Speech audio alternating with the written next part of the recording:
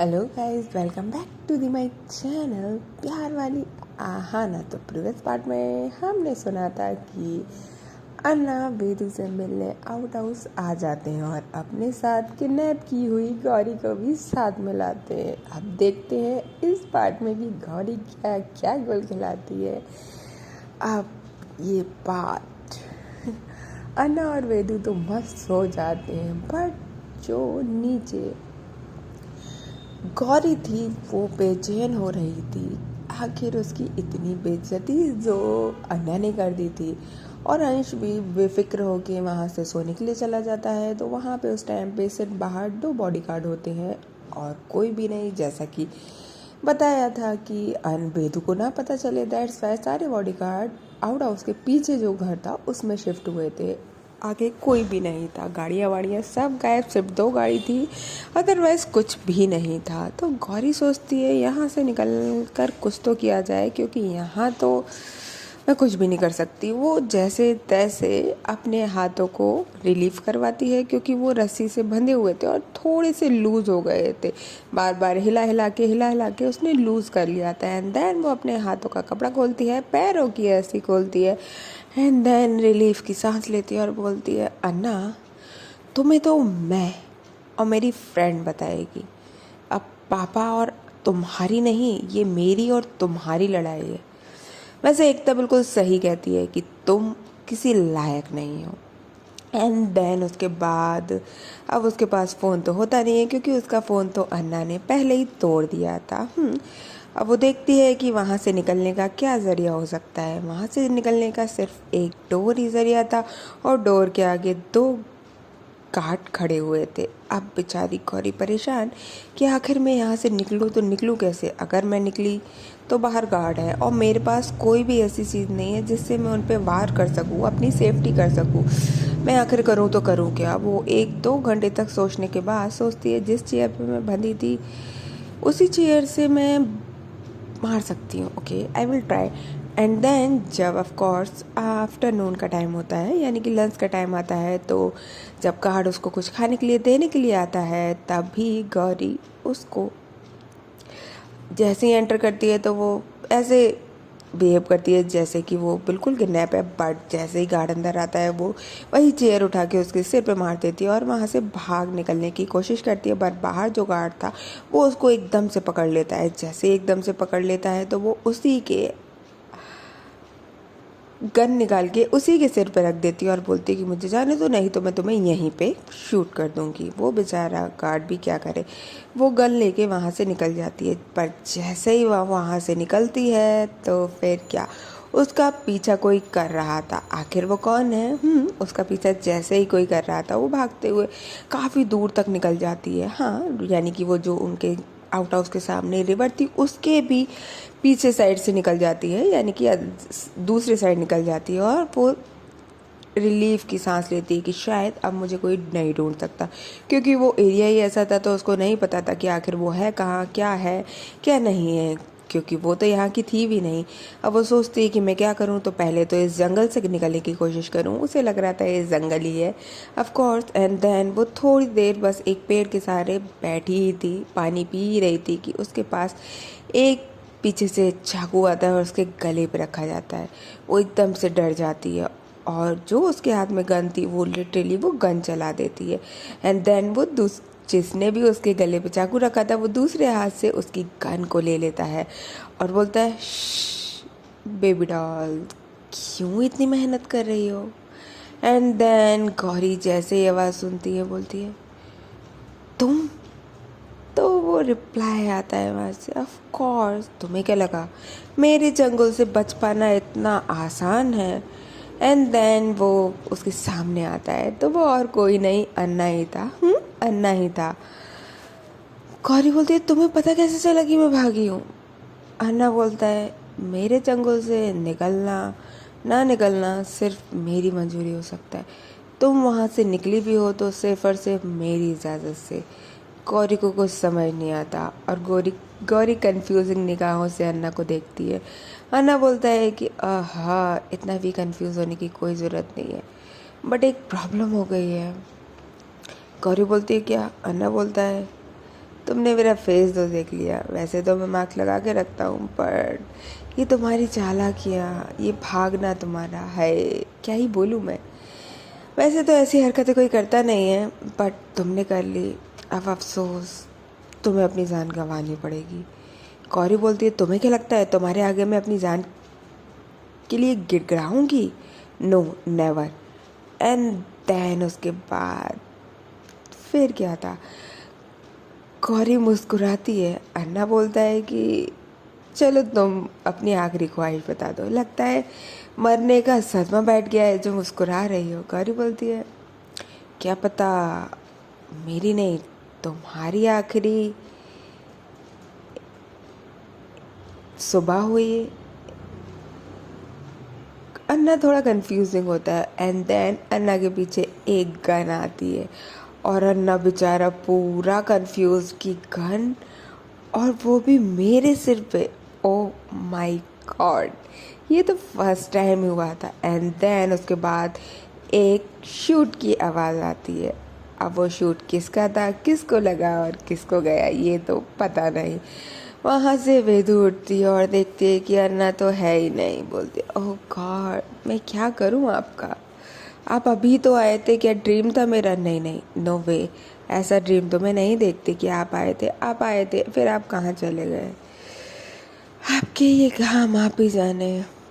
And then वो नीचे उतर के आती है और बोलती है, अंकल अन्ना आए थे ना? तो अंकल बोलते हैं, हाँ बेटा, और अंश भी यही है। वो जैसे ही अंश को देखती है तो गले से लगा लेती है और बोलती है, अंश ये बताओ कि अन्ना कहाँ है? तो अंश बोलता है कि आ रहे हैं, वो आ रहे हैं, डोंट वरी, थोड़ा सा काम था उसे ख़त्म करके आ रहे हैं। तो अंश अन्ना बेदू कहती है कि यही अन्ना की हरकतें मुझे बिल्कुल पसंद नहीं है। एंड देन वो जैसे ही वो बोलती है, सो ही अन्ना की एंट्री हो जाती है और अन्ना बोलते आ अभी सुबह ही तो मिले थे, उसके बाद भी दिक्कत है तुम्हें? बेदू बोलती है, मुझे आपसे बात ही नहीं करनी है, आप बहुत गंदे हो। एंड देन अन्ना हंसते हैं और बोलते हैं कि चलो ब्रेकफास्ट कर लेते हैं, मुझे शावर लेना है। तो वेदू कहती है कि नहीं, अभी पहले ब्रेकफास्ट करो देन शावर लेना। अन्ना कहते हैं कि मैं कितना गंदा हो रहा हूँ, देखो तो सही, मैं 2 मिनट में शावर लेके आता हूँ। तो दैन उसके बाद वो जाती है और शावर लेके आती है। तब तक वेदू, अंश और अंकल तीनों ही डाइनिंग टेबल पे उनका वेट कर रहे होते हैं। एंड देन वेट के बाद ही जैसे ही अन्ना आ जाता है, एंड देन ये लोग पूरा प्रॉपर ब्रेकफास्ट करते हैं, हंसी खुशी की बातें होती है। एंड देन उसके बाद वेदू बोलती है, ये बताइए अन्ना, आप सुबह सुबह गए कहाँ थे? तो अन्ना बोलते हैं, कहीं नहीं, नाइट में निकले थे, पूरा नाइट हो गया, मॉर्निंग में आते ही इतनी हालत नहीं थी कि मॉर्निंग वॉक पे जा पाऊँ, तो दैट्स वाई मैंने सोचा थोड़ी सी एक नैप ले लेता हूँ। नैप लेके फिर उठ के, तो तुम्हें तो पता ही है मेरी आदत, मॉर्निंग वॉक के लिए तो बस निकल गया। हाँ, थोड़ी डे की वॉक हो गई, बट इट्स ओके, जब जागो तभी सवेरा। तो वेदू बोलती है, एक आप है और एक मैं हूँ। तो अन्ना बोलते हैं कि हाँ, तो तुम्हें क्या करना, तुम्हें किसी चीज़ की कमी है? वेदू बोलती है, तो आपको किस चीज़ की कमी है? अन्ना बिल्कुल शांत हो जाते हैं, उस टाइम पे बिल्कुल सन्नाटा सा हो जाता है। अंश बात को कवर अप करते हुए बोलता है कि अरे अरे, तुम दोनों भाई बहन आते ही लड़ने झगड़ने लगे ना।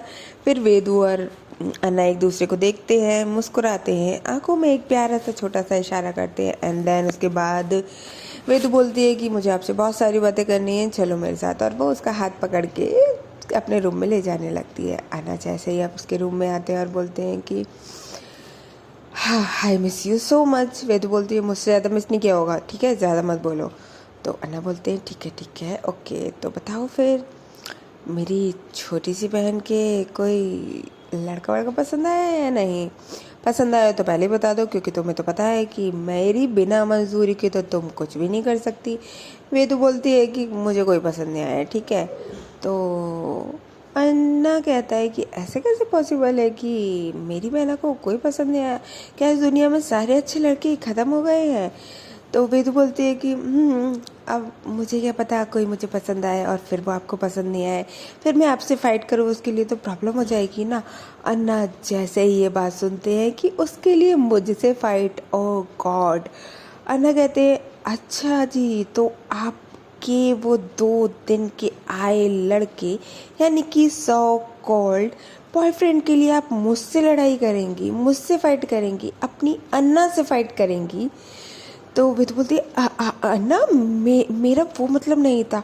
अन्ना फिर क्या था? अन्ना कहते हैं ठीक है देख लिया अपनी बहन का प्यार, सारा सारा जग जिसके लिए सब कुछ मैं आज तक करता रहा, और वो ही लड़की एक लड़के के लिए मुझसे फाइट करेगी, मुझसे? वे तो बोलते अन्ना अब ओवर एक्टिंग मत करो, मेरा वो मतलब नहीं था। अन्ना बोलते तो फिर क्या मतलब था? वही मतलब था ना, मुझे पता है। तुम छोड़ो बेटा छोड़ो, कितना भी कुछ कर ले माँ बाप, बट बच्चों को तो प्यार होते ही वो भूल जाते हैं अपने माँ बाप को ना। वेदू बोलती है अन्ना रहने दो, ठीक है अब ज़्यादा हो रहा है। अन्ना बोलते अच्छा ज़्यादा हो गया, ठीक है ओके फाइन। एंड देन दोनों मुस्कुराते हैं। पर फिर अन्ना बोलते हैं कि सच्ची में तुम उसके लिए मुझसे फाइट करोगी? वेदू बोलती है ऐसा कभी हो सकता है कि मैं किसी की वजह से आपके लिए फ़ाइट करूं? और मुझे पता है अगर मैं किसी को चूज़ करके लाऊंगी आप उसको मेरे लिए मना कर ही नहीं सकते ना। तो अन्ना एक मुस्कुराते हैं, उसके सिर पे हाथ रखते हैं और बोलते हैं तो सब जानती हो तो फिर क्यों? तो वेदू बोलती है तो आप ही मुझे छेड़ सकते हो क्या, मैं आपको नहीं छेड़ सकती? वैसे अन्ना मुझे आपसे एक बात करनी थी। वेदू बोलती अन्ना बोलता है कि बोलो। देन उसके बाद अन्ना का कॉल रिंग हो जाता है, तो फिर वेदू बोलती है कि चलो बाद में बात करते हैं, आपको काम है तो आप काम कर लीजिए। एंड देन उसके बाद वो वहाँ से सीधा बाहर निकल जाता है। जैसे ही बाहर निकलता है तो कॉल पे आवाज़ आती है कि तुमने मेरी बेटी कहाँ छुपा रखी है, और अगर मेरी बेटी मुझे जिंदा सही सलामत नहीं मिली तो तुम इंडिया में क्या कहीं भी दिखने के लायक नहीं रहोगी। अन्ना थोड़ा मुस्कुराता है और बोलता है कि हाँ तुम्हें क्या लगा था मैं तुमसे डर जाऊँगा? वैसे ये बात तो तुम्हें पहले सोचनी चाहिए थी ना, जब तुम ये सारे काम कर रहे थे।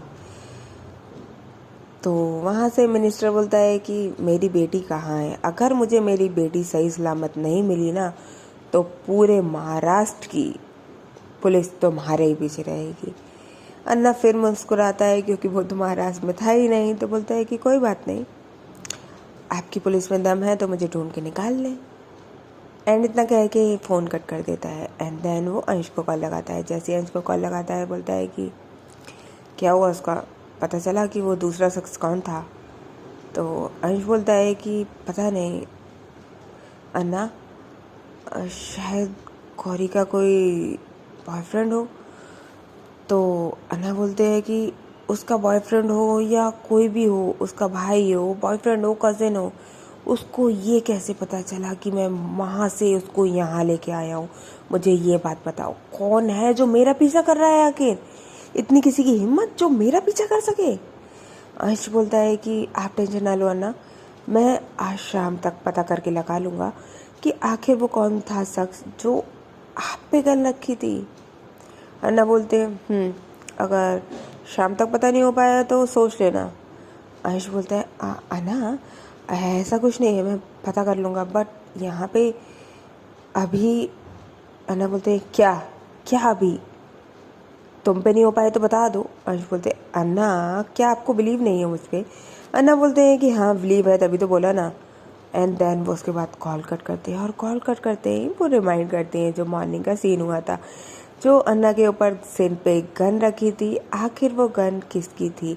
बट वहाँ पे अंश बिल्कुल सही टाइम पे शूट करता है, और वो शूट उसी जिसने गन रखी थी उस पर्सन के सीधा पैर पे लगती है। जैसे ही पैर पे लगती है तो अन्ना जस्ट उसको पलट के देखने ही वाला था कि वहाँ से गौरी अन्ना के पैर पे जो चाकू उसने उसके गले पे रखा था वहाँ से उसके हल्का सा कट मार देती है। एंड देन उसके बाद वो जो पर्सन होता है जिसने गन रखा था अन्ना पे, वो तो वहाँ से फरार हो जाता है, और गौरी अन्ना के हाथ में ही रह जाती है, यानी कि उसके पास ही रह जाती है। गौरी के कोई चोट नहीं लगी थी बट अन्ना के पैर में, और जिस पर्सन ने उस अन्ना के सिर पे गन रखी थी उस पर्सन को तो पूरी की पूरी गोली ही लग जाती है। वहाँ पे सारे गार्ड तो आ जाते हैं, लेकिन ये पता नहीं लग पाता कि आखिर अन्ना के सिर पे गन रखी किसने थी। ये तो फर्स्ट टाइम ऐसा हुआ था कि किसी ने अन्ना का पीछा किया, और जिसने अन्ना ने जिसको किडनैप किया उसके पीछे तक आ गया। आखिर ऐसा शख्स कौन पैदा हो गया जो अन्ना को चैलेंज कर रहा है।